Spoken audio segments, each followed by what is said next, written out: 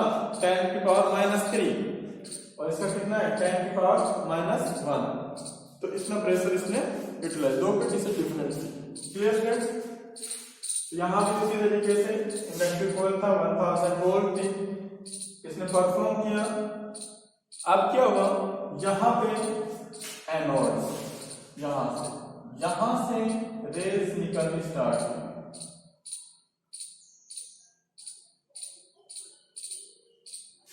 Electrons में कहां से हो रहे थे, जो इलेक्ट्रॉन्स की डिस्कवरी थी उसमें कहां से हो रहे थे, यहां से हो रहे थे। बट यहाँ पे प्लेन प्लेट थी, बट यहाँ पर क्या है परफोरेटेड, इसमें छेद है। अब यहाँ से इलेक्ट्रॉन, यहाँ से पार्टिकल्स निकले और पार्टिकल्स निकल के सीधे इन्हीं छेदों के थ्रू कहां पे स्ट्राइक हुए। जो इलेक्ट्रॉन का एक्सपेरिमेंट था वहां पे यहाँ पे फ्लोरोसेंस डाई थी, बट यहाँ पे जो हमारे पास प्रोटॉन का एक्सपेरिमेंट है उसमें फ्लोरोसेंस डाई कहां पे प्रेजेंट है, यहाँ पे प्रेजेंट। क्लियर? तो यहाँ पे फ्लोरोसेंस डाई है, हम बोल सकते हैं zinc sulphate. Zinc sulphate present होता है, ये फ्लोरोसेंस होती है जो आजकल मॉडर्न चल रहा है बहुत ज्यादा। इसको फ्लोरोसेंस का आजकल मॉडर्न तरीका चल रहा है, बहुत ज्यादा यूटिलाइज होता है। आप देखोगा जो सिग्नल्स होते हैं जहाँ पे अगर रात में आप देखते हो तो अगर जैसी लाइट पड़ती है तो बिल्कुल चमकने लग जाता है, तो ये वही फ्लोरोसेंस होते हैं। जैसे आपने गांव के बाहर बोर्ड लगा होता है काफी बड़ा, जैसे उसके ऊपर लाइट पड़ती है वो हमें क्लियर दिख जाता है, तो वो फ्लोरोसेंस की वजह से दिखता है। ठीक है, तो यहाँ से इलेक्ट्रॉन्स निकले और यहाँ पे वो स्ट्राइक हो रहे हैं और यहाँ फ्लोरोसेंस प्रेजेंट है।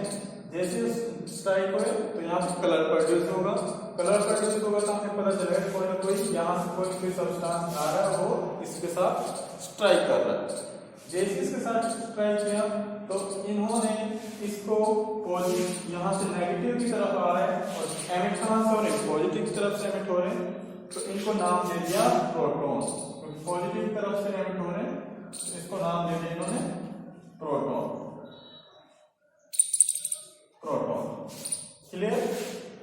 तो इसी तरीके से ये एक्सपेरिमेंट परफॉर्म किया गया, बट इस एक्सपेरिमेंट का हार्डली उनके पास कोई प्रूफ नहीं था इतना। ये सब एक्सपेरिमेंट कर रहे थे इलेक्ट्रॉन वाला, और ये तो जस्ट हो गया कि प्रोटॉन, उन्होंने इस चीज को प्रोटॉन एज्यूम कर लिया कि हमारे पास एनोड से निकल रहे हैं और जब कैथोड की तरफ आ रहे हैं तो पॉजिटिव हमारा नेगेटिव की तरफ आ रहा है, तो उसने एज्यूम कर लिया। बट धीरे धीरे जो नेक्स्ट जो हमारे पास जिसको बोला जाता है कि जो प्रोटॉन की डिस्कवरी की थी वो की थी जे थॉमसन। एक्चुअल में जे थॉमसन को इस वजह से माना जाता है क्योंकि जे थॉमसन ने न्यूक्लियस एक्सपेरिमेंट किया था, जिसको बोला जाता है जो फेमस एक्सपेरिमेंट था। उसका फेमस एक्सपेरिमेंट था किसके ऊपर, आपका जो गोल्ड फॉइल था, gold foil experiment, gold foil scattering experiment. तो उसने वहां पे न्यूक्लियस की भी डिस्कवरी की थी और साथ में इसके प्रोटॉन्स की भी डिस्कवरी की थी, क्योंकि न्यूक्लियस के अंदर ही प्रोटॉन्स प्रेजेंट होते हैं। तो अभी लेटर ऑन देखते हैं उसके बारे में, हम उसके बारे में कंप्लीट डिटेल में जाएंगे उस एक्सपेरिमेंट के बारे में। तो पहले हम इसके बारे में थोड़ा पढ़ लेते हैं। अब इसकी प्रॉपर्टीज पढ़ लेते हैं, किसकी, प्रोटॉन्स। तो प्रोटॉन्स को क्या बोला जाता है, वहां कैथोड रे एक्सपेरिमेंट था, यहाँ पे क्या है एनोड, और दूसरा बोला जाता है इसको कैनाल रे। क्या बोला जाता है इसको, कैनाल रे ट्यूब एक्सपेरिमेंट। इसका जो प्रॉपर्टीज ऑफ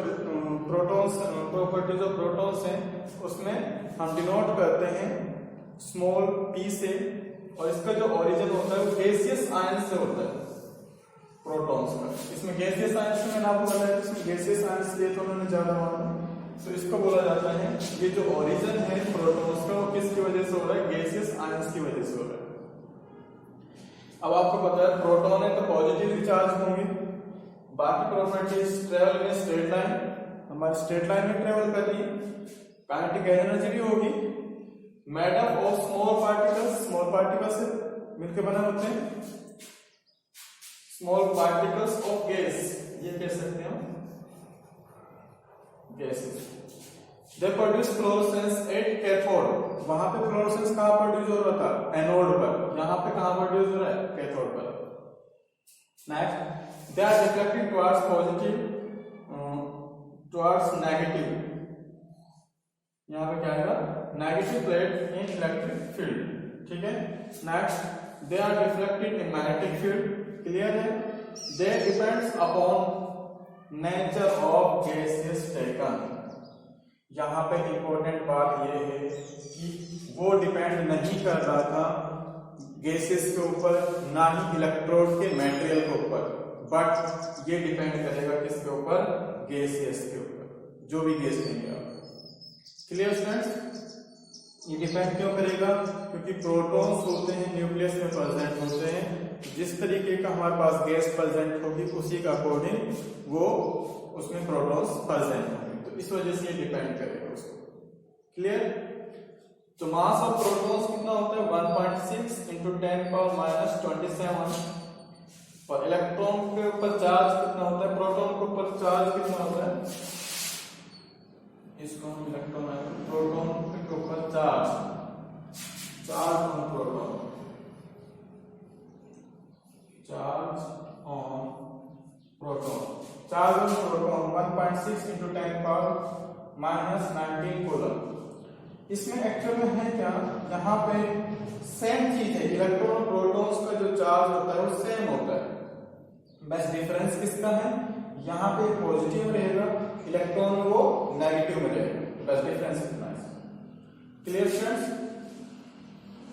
तो यहाँ पे वही सेम जो चार्ज और मास रेशो आएगा, मास और चार्ज रेशो, इस तरीके से ये रेशो रहेगा इनके बीच में।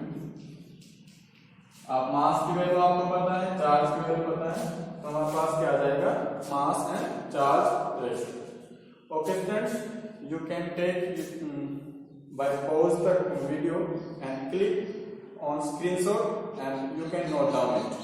Okay?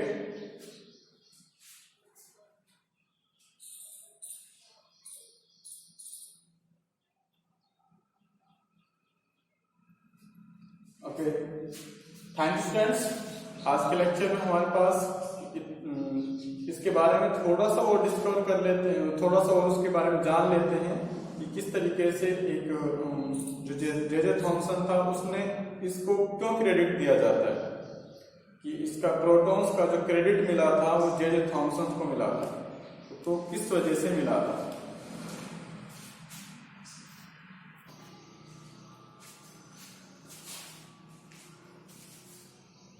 ओके स्टूडेंट्स, तो हम थोड़ा सा और जान लेते हैं इसके बारे में कि जो जे थॉमसन था उसको क्यों क्रेडिट मिला कि आपके प्रोटॉन्स का, क्योंकि सबसे पहले जो डिस्कवरी की थी वो गोल्डस्टीन ने की थी, पर इसका आज तक क्रेडिट किसको दिया जाता है, रदरफोर्ड को, क्योंकि जो रदरफोर्ड था उसने क्या कहा था, the nucleus of the atom was discovered by Ernest Rutherford. इसका पूरा नाम था अर्नेस्ट रदरफोर्ड, या फिर बोल देते हैं इसको E Rutherford. Okay, E Rutherford. In 1911, in his famous gold foil experiment, clear?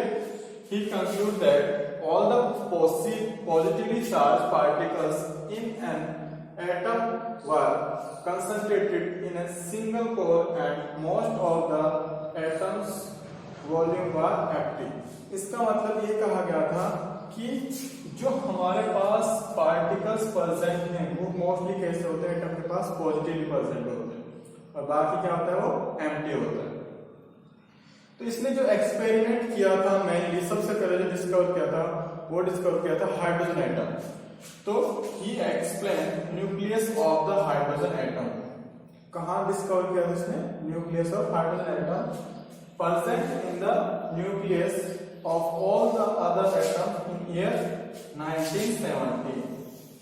1917 में इसने कंप्लीटली इस चीज को एक्सप्लेन कर दिया था कि जो न्यूक्लियस होता है उसमें क्या प्रेजेंट होता है, प्रोटॉन्स प्रेजेंट होता है।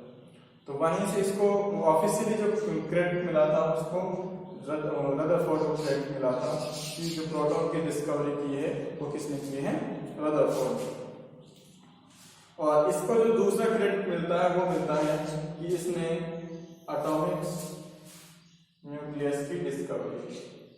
ओके, एटॉमिक न्यूक्लियस की डिस्कवरी हम नेक्स्ट वीडियो में पढ़ेंगे, क्योंकि वहां पे हम एक्सपेरिमेंट भी पढ़ेंगे कि गोल्ड फॉइल एक्सपेरिमेंट था क्या।